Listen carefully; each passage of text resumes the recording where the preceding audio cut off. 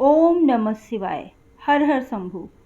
प्रदोष का अर्थ होता है संध्या का समय, और जब यह पवित्र दिन रविवार को पड़ता है तो उसे कहते हैं रवि प्रदोष व्रत। आइए जाने इसकी अद्भुत कथा और महिमा। रवि प्रदोष व्रत भगवान शिव और सूर्य देव की संयुक्त आराधना का दिन है। इसे करने से आरोग्य, आयु, यश, समृद्धि मिलती है। जो भक्त इस दिन प्रदोष काल में शिव जी का पूजन करता है उसे जन्म जन्मांतर के पापों से मुक्ति मिल जाती है। यह व्रत विशेषकर उन लोगों के लिए लाभकारी होता है जो सूर्य दोष या स्वास्थ्य संबंधी समस्याओं से पीड़ित होते हैं। रवि प्रदोष व्रत की पूजा विधि इस प्रकार से है। प्रातः काल स्नान करके व्रत का संकल्प लेना चाहिए। दिन भर व्रत रखना चाहिए। अन्न नहीं खाना चाहिए। सूर्य देव को अर्घ्य देना चाहिए। शाम के समय स्नान करके शिवलिंग पर जल, दूध, शहद, बेलपत्र, धतूरा और चंदन आदि चढ़ाना चाहिए।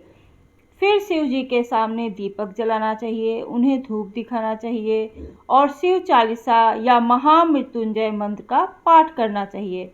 अंत में व्रत कथा जरूर सुनना चाहिए। प्रदोष व्रत हर महीने के दोनों पक्षों की त्रयोदशी तिथि को रखा जाता है। एक समय सर्व प्राणियों के हितार्थ परम पावन भागीरथी के तट पर ऋषि समाज द्वारा विशाल गोष्ठी का आयोजन किया गया। इस सभा में व्यास जी के परम शिष्य पुराण वक्ता सूत जी महाराज हरि कीर्तन करते हुए पधारे। सूत जी को आते देखकर ऋषि मुनियों ने खड़े होकर दंडवत उन्हें प्रणाम किया। महाज्ञानी सूत जी ने भक्ति भाव से ऋषियों को हृदय से लगाया तथा आशीर्वाद दिया। विद्वान ऋषिगण और सब शिष्य आसनों पर विराजमान हो गए। शौनकादि ऋषि ने पूछा, हे पूज्यवर महामते, कृपया यह बताने का कष्ट करें कि मंगलप्रद कष्ट निवारण यह व्रत सबसे पहले किसने किया और उसे क्या फल प्राप्त हुआ। श्री सूत जी बोले, आप सभी शिव के परम भक्त हैं। आपकी भक्ति को देखकर मैं व्रती मनुष्यों की कथा कहता हूँ, इसे आप ध्यान से सुने। रवि प्रदोष व्रत की कथा के अनुसार एक गांव में अति दीन ब्राह्मण निवास करता था। उसकी साध्वी स्त्री प्रदोष व्रत किया करती थी। उसे एक ही पुत्र रत्न था।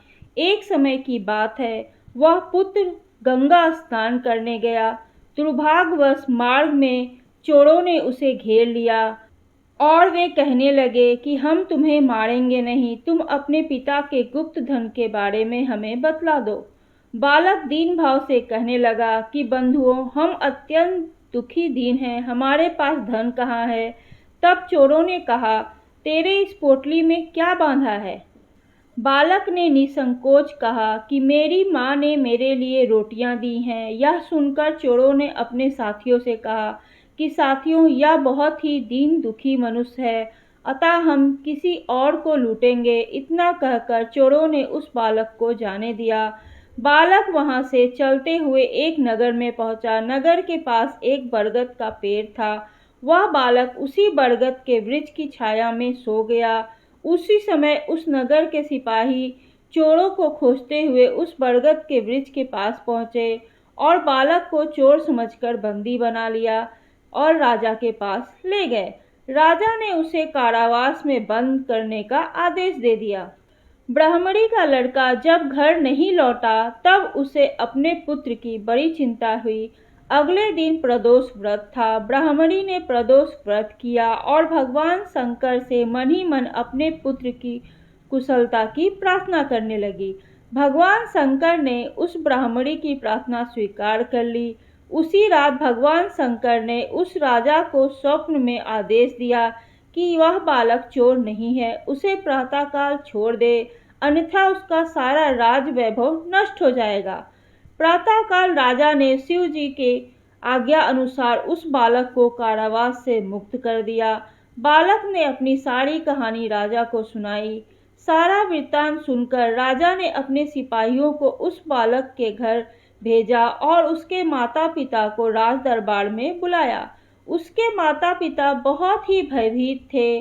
राजा ने उन्हें भयभीत देखकर कहा कि आप भयभीत ना हो, आपका बालक निर्दोष है। राजा ने ब्राह्मण को 5 गांव दान दिए, जिससे कि वे सुखपूर्वक अपना जीवन व्यतीत कर सकें। भगवान शिव की कृपा से ब्राह्मण परिवार आनंद से रहने लगा। अतः जो मनुष्य रवि प्रदोष व्रत को करता है, वह सुखपूर्वक और निरोगी होकर अपना पूर्ण जीवन व्यतीत करता है तथा उसके जीवन में खुशहाली आती है। भक्तों, इस पावन रवि प्रदोष व्रत को श्रद्धा पूर्वक करने मात्र से शिव कृपा प्राप्त होती है। हर रोग, बाधा और शत्रु से मुक्ति मिलती है।